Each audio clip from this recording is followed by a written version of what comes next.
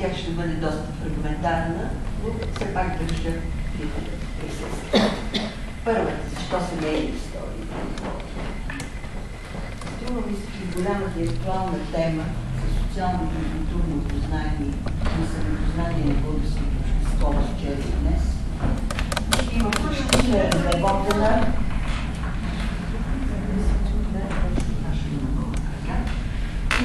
неразработена добре ли така, да, и силно привлекателна за съвременния изследовател територия. Тази свързана с известните литературни и политически семейни истории у нас, чието личностни траектории и дела продължават да вълнуват, както и понякога да разделят обществените нагласи. По понятни причини няма сега да се спирам по-надълго върху самата категория семейна история, като социологическа категория, и начина, по който чрез нея днес също се осъществява известна реабилитация на биографичните подходи и методи в съвременните социални науки. Така или иначе, семейната история е винаги нещо повече от биографичните траектории или историите на живот на отделните представители на дадена фамилия. Тази история включва в себе си социалните представи и оценки на другите на самото общество, социалните представи и оценки на другите на самото общество за същите тези семейни представители и за техните дела. Всичко това ни води до важни форми на континуитет, поколенчески и духовен, но и разкрива още характерни разливи и даже сблъсъци в определени колективна или групова памет. Оставяйки така своите следи върху вчерашното, но и днешно състояние на обществото, в случая българското, за което говорим. Заслужават наистина повишено внимание някои характерни литературни и политически семейни истории и личностни траектории, техните рамки, в които ярко се оглеждат или въз основа на които си струва да бъде по-цялостно огледан накъсан и противоречив път и ориентации на поредни български поколения през почти целия 20 век, включително през последното десетилетие на новия. Ще спомена само някои от тях. Историята на последователните душоводители Димитър Петков, Петко Димитров Петков, после Никола Петков. Семейната сага Вапцаров и Йонка Никола Йонков Вапцаров, от чиято официална биография през определен период бащата започва все повече да отсъства. И естествено за нас, в случай с особено привилегировано значение, става характерната история на фамилията Шишманови, като започнем от дядото Димитър Имануилов, преминем през неизменно изразяваната във времето почет към трудовите и делата на професор Иван Шишманов и стигнем до задълго забравения и много целенасочено изучаване неговото библейски син Димитър Шишманов.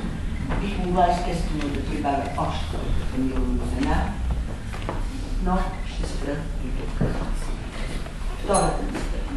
Баща и син Димитър Иван Шишманов. Някога в предосвобожденския Свищов повзяла мълвата, както прадядото Иманил Шишманов бил от корена на самия цар Иван Шишманов. Без никой до сега напълно да е приели и отхвърлил тези слухове, то днес е съвсем очевидно, че дори само тримата ярки представители на стария свищовски род Димитър, Иван и пак Димитър са напълно достатъчни, за да уседем определена силна и много устойчива българска духовна интелектуална традиция, която преминава през възрожденската епоха и стига до тази на модерността у нас, но и на някои от въпросите, които се задават днес, определено българско постмодерно съзнание. Ясно е, че професор Шишманов е най-вече фокусът, с оглед на който стават множество отивания, връщания назад или напред в семейните истории. Как да не отбележим обаче и толкова различните акорди, които звучат или отекват у нас при постепенното разгръщане на отделните части. Много бодри и уверени в силата на духа, включително на българския дух, са те при дядото Димитър. После темата най-вече за съзиданието, чрез наука и култура, но чрез изграждане и ключови институции за новата свободна държава, надделява над всички други при Иван Шишманов.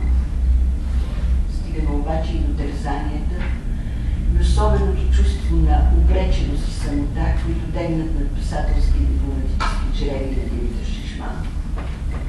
Казано по друг начин, с Димитър Шишманов достигаме вече трайно и пребиваваме българската меланхолия по обобщената метафора и заглавие на Георги Фотев, които засягат не само дадени исторически периоди, но и определено като че по-устойчиво и повтарящо се във времето състояние на духовете у нас. Няма да се връщам подробно към биографичната траектория на дядото Димитър Шишманов, която, слава Богу, вече става достатъчно известна. Ще спомена все пак някои моменти. След като служил в австрийската армия с надеждата, че тя може да помогне на поробеното отечество, Димитър Емануилов Шишманов успял да основе първото търговско училище в Свищов, както да участва като актьор и режисьор в представленията на различни групи. Написал пиеси, които се играят по-късно в новосъздадения Народен театър, превел множество други, в това число превеждал много и широко. Самият професор Иван Шишманов, посвещавайки в късната вече за самия него 1927 година специален очерк за баща си, казва между другото: бях твърде малък в уния години, за да оценя неговата разнородна дейност, но когато в 1881 година се завърнах от Виена през ваканциите в родния си град, открих с немалко очудване в архива на библиотеката на баща си няколко ръкописи и писмо. Цитирам съответния архив. Точно тези ръкописи и писма го карат да погледне с нови очи към някогашните бащини занимания и да осмисли по друг вече начин техния обхват и многообразие. Намерената реч на бащата за значението на читалищата потиква самия него да пише за тях, задавайки важния въпрос: получи образец модернизирано все пак първото българско читалище? В спомените на големия Александър Божинов има интересен детайл, свързан с личността на Димитър Шишманов дядо.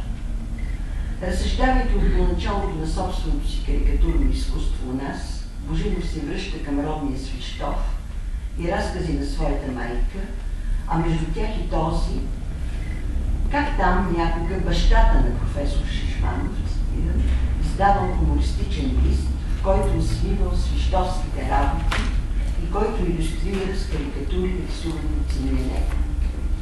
Точно този смешен вестник, според Божинов, дава началото на българската карикатура. Така или иначе в случая за нас е по-важно нещо друго.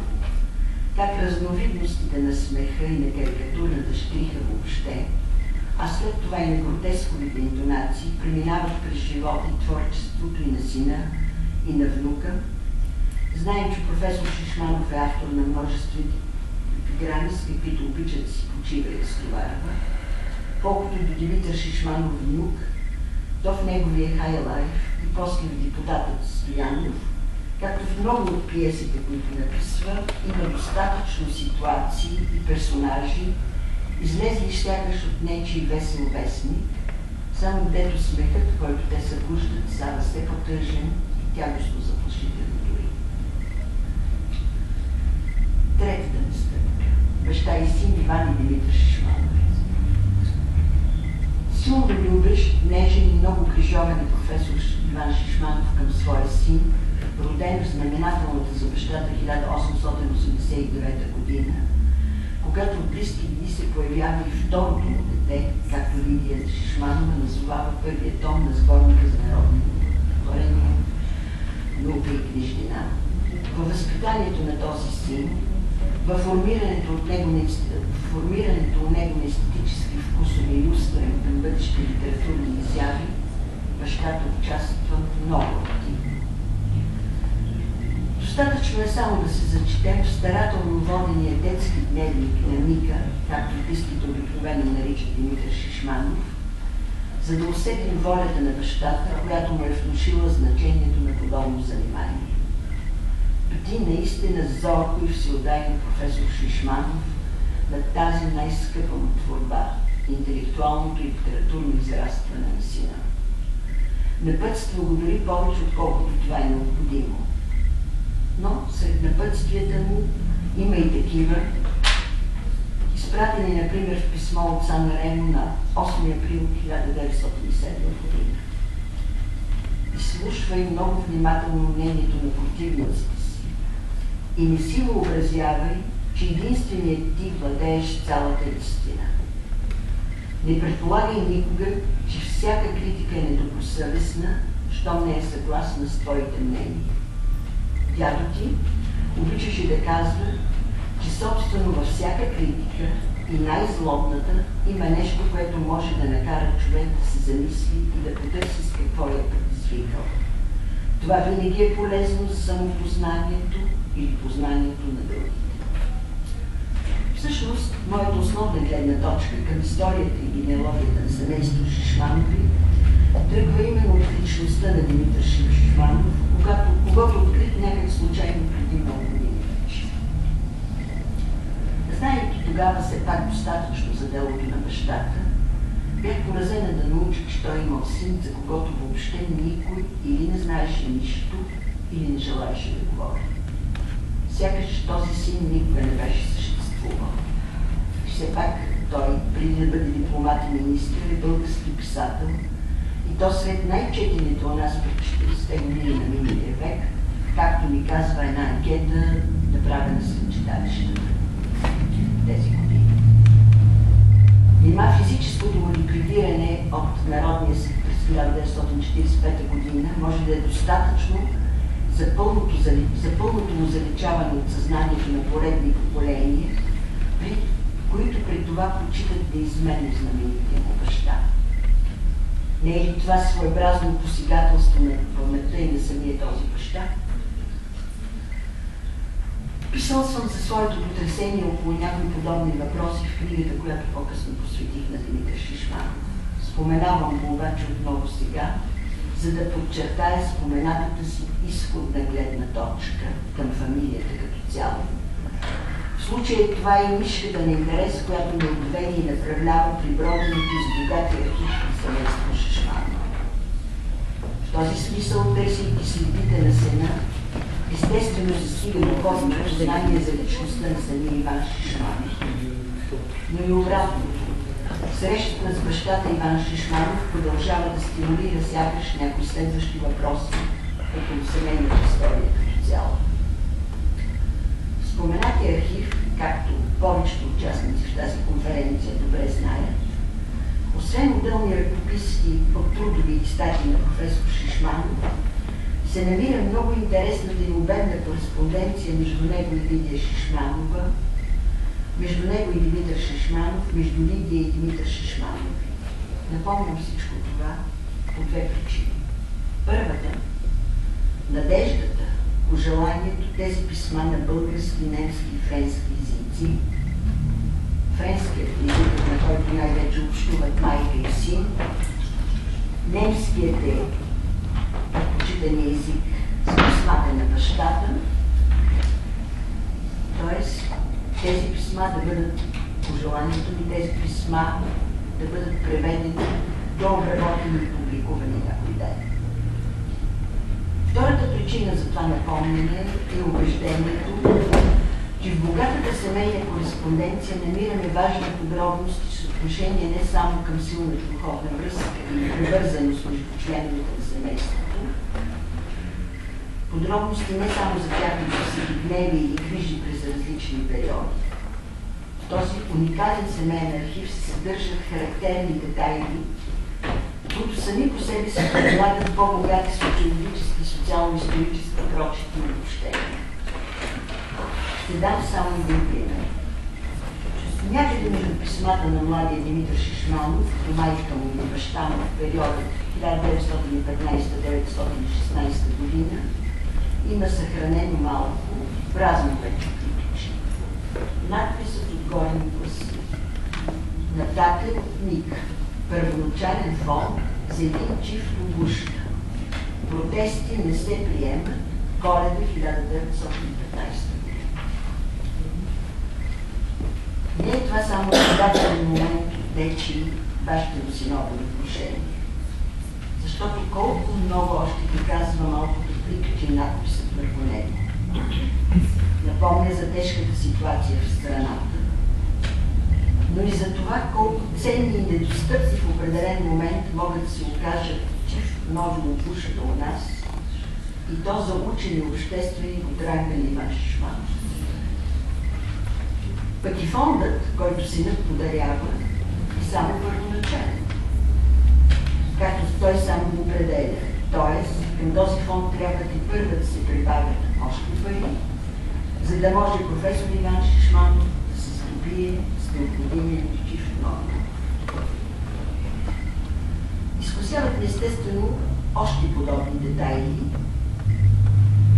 които, както вече отбелязах, се оказват заредени с по-богат социологически смисъл. Немалко са те в писмата на професор Шишманов и Лидия Шишманова, която трябва да бъде непрекъснато успокоявана при скандала около Димитър Шишманов и неговата бъдеща съпруга Пенка, носеща тогава и до развода и малко по-късно фамилията на генерал Сарсар. Обилна светлина хвърлят много от тези писма върху някои от страстите, клюките, любовните сблъсъци или възможните им разрешения през 20-те години на миналия век, който също отцветява по съответен начин социално-историческите и социално-политически контексти на времето. Разбира се, движейки се така на много тънката граница между частното и публичното в определени години,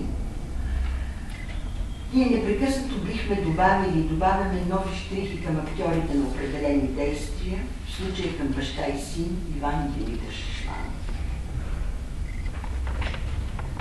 В същото време, ако при постоянните си по-ранни забележки или настоятелни изисквания за послушание от страна на сина, образът на бащата все пак малко потъмнява или натежава, то с твърдите си позиции и роля в защита на влюбените Димитър и Пенка, с енергичните си срещи с генерал Савов за цивилизовано уреждане на множество делови въпроси около развода и бъдещия брак на Димитър, този образ отново придобива своята обичайна привлекателност.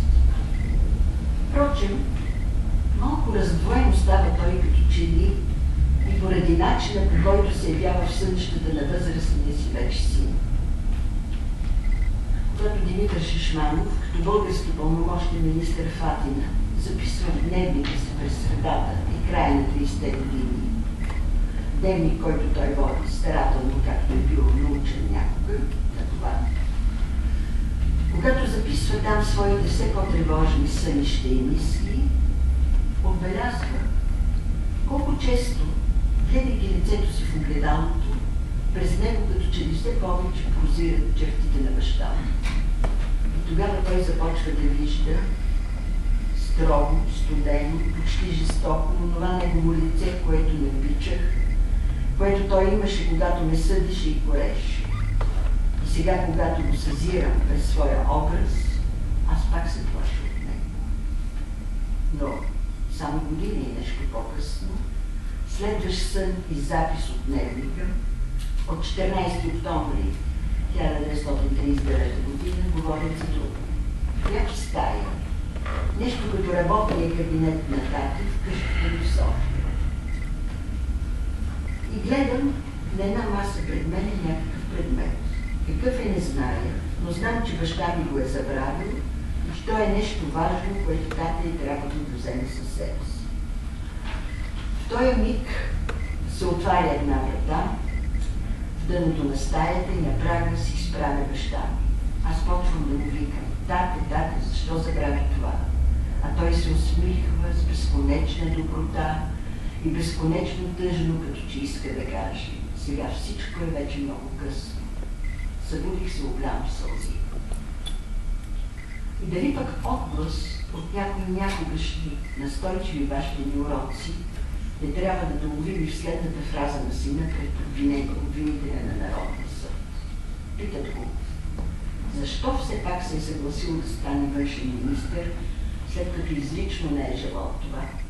Отговорът му гласи: защото считах, госпожо, че нямам право, след като 2 дена съм се борил да не стана министър, да откажа на същата тая България своето знание за да може тя да излезе от тежкото положение, в което все повече и повече навлизаше. Коментарът, както се казва, излишен, впрочем всеки може да направи себе си този коментар. Само че с тези последни думи попадаме именно в зоната на българската меланхолия, а на мен все пак се искаше да остане при по-бодрите акорди на съзиданието, с които неизменно облича историята на професор Иван Шишманов. Такава е тя, дори при поясненията му, как някога дълго чел, увличал се и силно се готвил да работи върху Шопенхауер и песимизма в философията на рождението. После обаче преодолял това и песимизма и своите намерения да се задълбочи в тази философска проблематика.